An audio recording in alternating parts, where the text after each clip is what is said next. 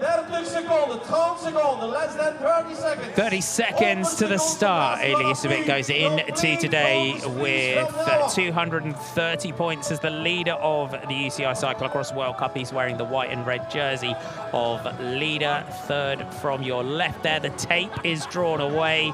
So wait, we've got Van der Putte there in the blue, crouching down. Lars van der Haar is that posture as well, ready to pounce. We're green, we are go. We're off and racing here in Antwerp. Round 9 of the UCI Cyclocross World Cup for the elite men. Ryan Kamp gets a great start. Van der Poel pulled his foot out or had an instant with another rider, and he's gone right from the second row all the way back to halfway down through that field. So issues early on for Mathieu van der Poel. It means he's going to have to find his way back through the field. Ooh, Pidcock goes down. So Tom Pidcock goes down in the sand. And Van der Poel's right behind that as well. This is what happens when you go into a sand race, and there's only really a couple of lines, and so you can't see if you're in the right line in the sand. If your wheel moves out of the rut, it quite often causes you to crash. And so 2 of our favourites are back halfway down the field already. We're going to watch that again. Let's have a replay. So if we just watch Mathieu van der Poel over the shoulder of Elisabeth, he gets a good start and then something happens. Pulls his foot out, and that pulls him round to the side. And then we're going to watch Pidcock on the left of your screen as you look at it, and he collided with one of the Crelon riders, and that pushed him out of the rut. I feel, he rode a bit too far there, and then this is what happens when you're in sand. If you ride a little bit too far, you lose your momentum, your wheel might crack, and then, well, Van der Poel did ride even further, but wow. He jumped off. He knew that he was going to slow down. He jumped off, and he's taken a load of places doing that. And maybe Wout knows that. Maybe Wout knows that Van der Poel is in super strong form today, as he was yesterday, and so, you know, why risk the energy now when you could maybe follow his wheel later in the race when he does attack you? And the lap, and it's Joris Nieuwenhuis leading. Pim Ronhaar, Elisabeth, Ryan Kamp, Niels van der Putte, Michael van Turnhout, Wout van Aert, Toon van der Bosch, then Lars van der Haar. Just outside the top 10, Toon van der Bosch in 11th. Tom Pidcock, you can see for the Ineos Grenadiers, is in 12th spot. Felipe Orts, Burgos BH, Spanish champion, just behind him. Kevin Kuhn of Circus Rouge Technord is 15th. Thibaut Nace is in 16th spot. In 14th, he's just moved up a couple of places. Jens Adams, Corne van Kessel, Gerben Kuipers, and Tamal Rook is your top 20. But really, this whole pack still very much together. Beyond here, the gaps are still relatively small between the riders. As you go through Corne van Kessel, back up to the flanks. Ronhaar, Van der Putte, Van Aert, Van der Poel, all hopping. Camp there, just has a glance back. He'll slot onto the wheel now of Mathieu van der Poel. Just uses the flanks there, the barriers, just to move up a couple more places.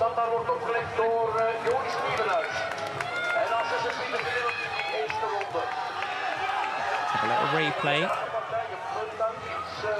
Van der Poel goes a little bit wider. Looked like Van Aert didn't quite get us, wasn't quite as smooth there as Van Aert moves up onto the wheel of Mathieu van der Poel. And Kamp is not letting riders through today. He is hitting above his weight for sure. I think that, I mean, you know, if you're Wout van Aert and Mathieu van der Poel, you probably want to command that respect that I was talking about, but Ryan's like, oh, hold up, guys. Seriously, I'm the next generation. I'm just as good as you. I've been a world champion in juniors. The 2 Baloise Trek Lions riders, you've got to say 2 of the riders of the season so far in Ronhaar and Nieuwenhuis. Van der Putte, Mr. Consistent, multiple podiums. There's Thibaut Nace, there's Tom Pidcock going through that Red Bull helmet. You can see there for Tom Pidcock. There's Gerben Kuipers, Vitsi Meeuwsen wearing 19. Lars van der Haar, this is where we're looking down through the field for Van der Haar. 3rd place rider in the World Cup is Lars van der Haar. These sand can really make a huge difference to how a rider's able to ride. And we heard Pidcock say, Thomas Main there coming in pretty high up at this point. You heard Tom Pidcock say in his interview that you know, this isn't his favourite course conditions, and sand is such a specialist. I know we've said it so many times, but it's such an art to be able to do this, to not crash, or to look like they're going to crash but actually jump off and save it, or to ride further than anyone else in these sections, to, you know, like to slow down and then accelerate like they just did round that corner, that's something that a sand specialist knows how to do, but a normal human being just does not have the capability of doing that. Isabet lost his pedals there. It's enough to make your eyes water, but he got back up and back in there, did Elie Isabet, allowed Mathieu van der Poel to come through to the front. Ronhaar is there. Van Aert's going to have to be super careful now as we go onto the off-camber. And Van der Poel in control at the front. Away now. That's it, 5 metres over Isabet. Isabet has got to defend here.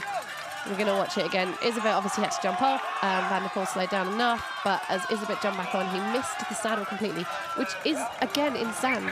Sand moves under your feet, so even though you spring high enough, your bike doesn't necessarily move in the place where it's supposed to be, whereas on harder ground, it's always where you leave it. And Nace is very young, so he came into the season on peak form with brilliant fitness, and he was able to capitalise on that very, very early on. And we said it right at the beginning of the year, it's important to watch how much pressure is on, and they're going to have a huge amount of pressure as young riders. And Sven Nys said it himself early on, it's don't expect it week in, week out, day in, day out. That only comes with time. And now he's able to peak for the World Championships because people aren't watching him in these individual races. And can he get a podium in the Elite Men's World Championships? I don't see why he couldn't. He was capable of it at the beginning of the season, so if he's capable of doing that form again, I don't see why he couldn't. It's a lovely move by Michael Van Toorn out there. It shows how much speed they carry into the sand, that he was able to dab a foot and still get out of the sand without much effort. And used the real sand section down by the side of the canal to move up, and then launched his move. And his gap is around the 50-second mark over Elie Isabet and Wout van Aert. And the pride of the pure cross rider, Isabet, he said himself if he could take a podium today, that would be a big result for him. And he is in a battle with Wout van Aert at the moment for that second spot on the podium, the World Cup leader. He went into the day with a decent advantage over second place Pim Ronhaar, 230 points to Ronhaar's 183. Thibaut Nys there started the day in 10th spot in the World Cup. Van Aert's come around Isabet now. He's decided, okay, it's this time to do this. I mean, Isabet was going to try and pull a Fem Van Empel move. I think we're just watching Ryan Camp pull out of the race. Looks like it's day done. Ryan Camp, unfortunately, went down heavily right down by the canal. Was looking for an exit point there. Not able to find one. Back on the bike. He'll ride round to where he can call it a day. Hopefully he's okay. Did take a look like he went down pretty heavy on the really hard packed sand by the side of the canal. However, yeah, these skills are the skills that transfer across. They're the skills that keep you in that front group in those slippy, slidey race conditions that we saw at the World Championships. Wout van Aert, is he heading towards a second? But we know what this man here is like when Elie Isabet is put on the ropes. We know just the determination, the red mist descends, but Van Aert is managing just to corner after corner here, just push out that little gap, but Elie Isabet just gets mad, get angry. I always say it's like a pit bull chewing a wasp sometimes when he's in this position. He just gets mad. It's he's always doggedly determined. Is the Poel big goal rider. If Van Aert makes a mistake in that last sand section, 5 seconds isn't a lot, but if everybody rides as fast as they can, which they're doing right now with no mistakes, it's impossible to close that kind of gap on such a powerhouse when we've been waiting the whole race for Wout to put this lap in. And finally he has. And finally he's put a 7:21, which is probably the second fastest lap in the race on that last lap. And like, why did he not do that earlier? I'm not quite sure why he wasn't trying to match Van der Poel. Maybe you just sometimes I think in that position you just never know how someone's feeling on a day as well, you know, in terms of weight. It may be that it just took until now, doesn't it, to get the feel and get the, as we said already, the rhythm, finding, you know, those little mistakes that were just creeping in all over the place but he's made his move. He's in second, but the day is going to belong to Mathieu van der Poel. This race is very much his, and what can you say? He comes through from well down the field on the back foot earlier on, but the result is the same. His 34th career World Cup victory here in Antwerp. Another incredible performance to take the victory today for Alpecin de Koning. Wout van Aert, it is second yet again today for the man from Jumbo-Visma.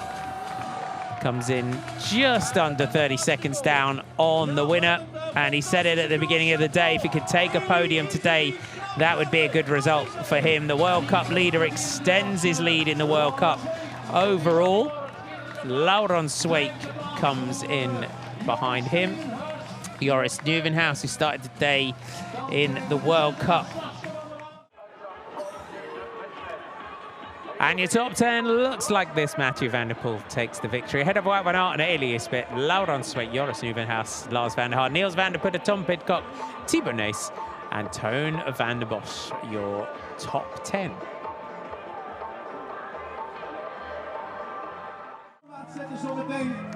Masterclass doesn't quite come close to the treat that you were treated to watching a master at work today.